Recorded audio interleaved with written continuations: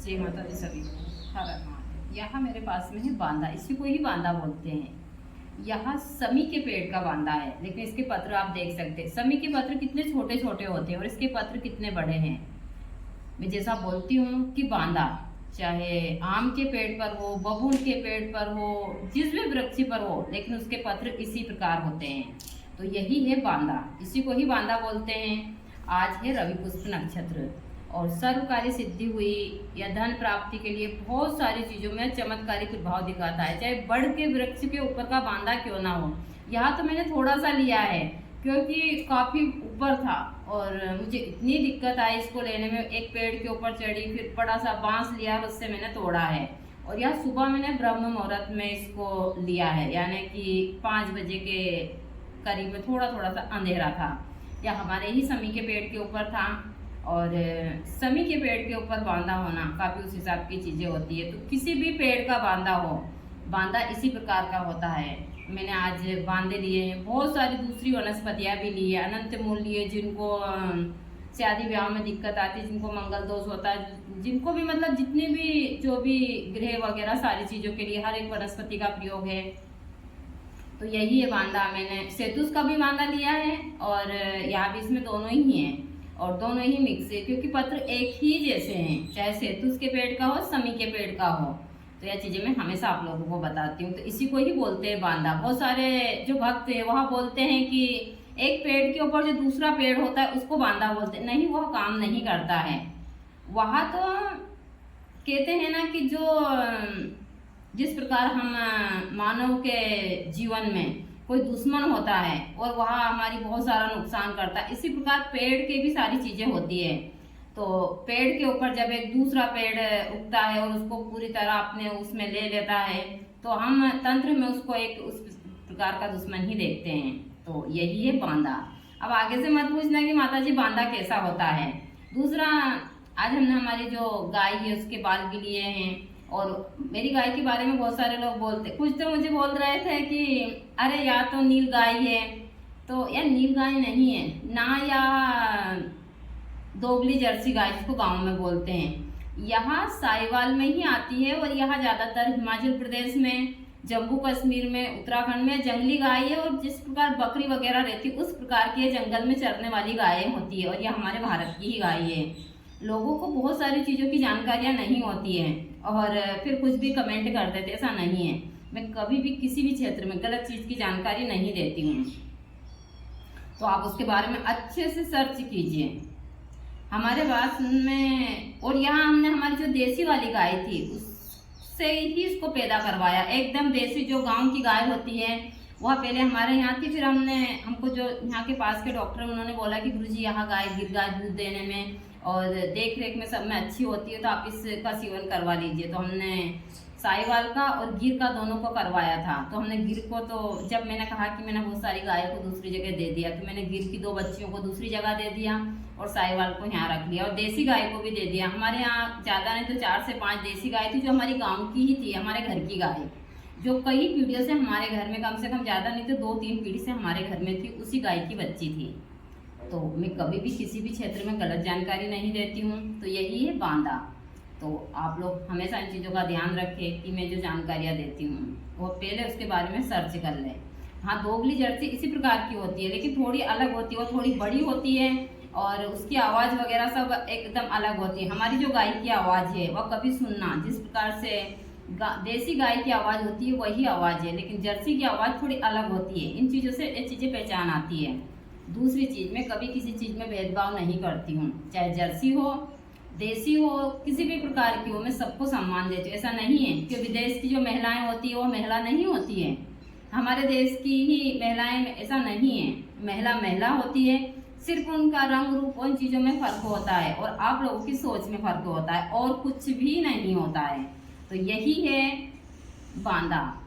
आज मैंने इसके बहुत सारी ऐसे भी वनस्पतियाँ लिए, सारी यहाँ पर रखी है पूजा के लिए।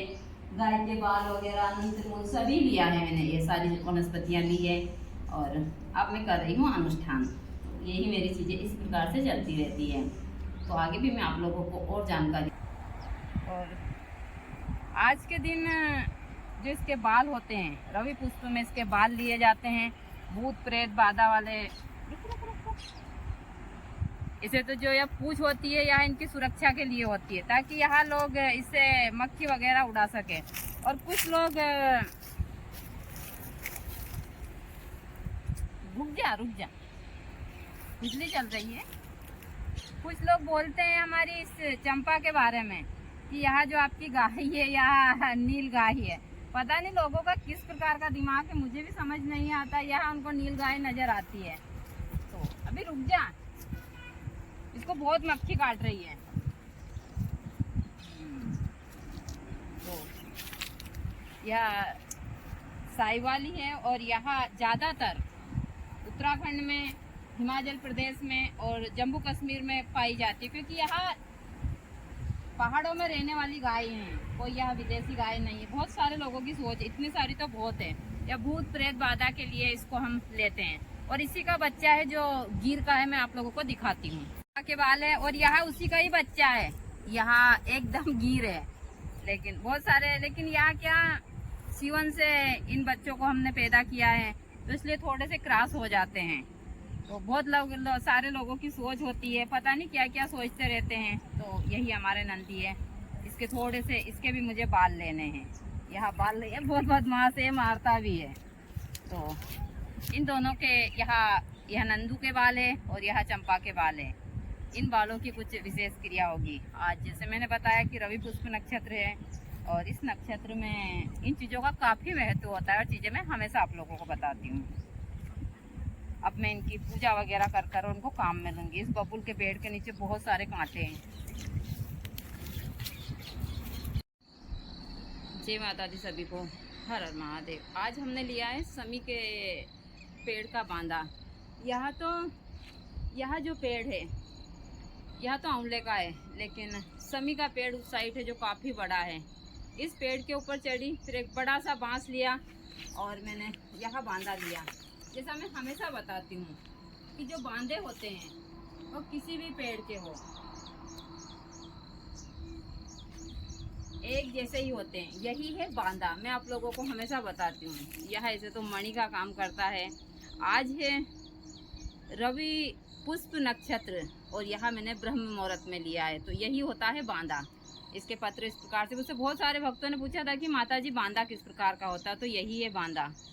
अभी काफ़ी थक चुकी हूँ क्योंकि बहुत ऊंचाई पर चढ़ी थी, इस पेड़ के आखिरी तने पर चढ़ी थी और एक फिर बड़े से बांस की सहायता से मैंने इस बांदे को तोड़ा है। तो यही है बांदा। अभी मुझे सेतुस के पेड़ का बांदा और लेना है और बाकी की जड़ी बूटियाँ भी लेनी। इसमें कम से कम हमको आधे घंटे लग गए क्योंकि इतना ऊपर था, पूरे हाथ पैर दर्द कर रहे हैं।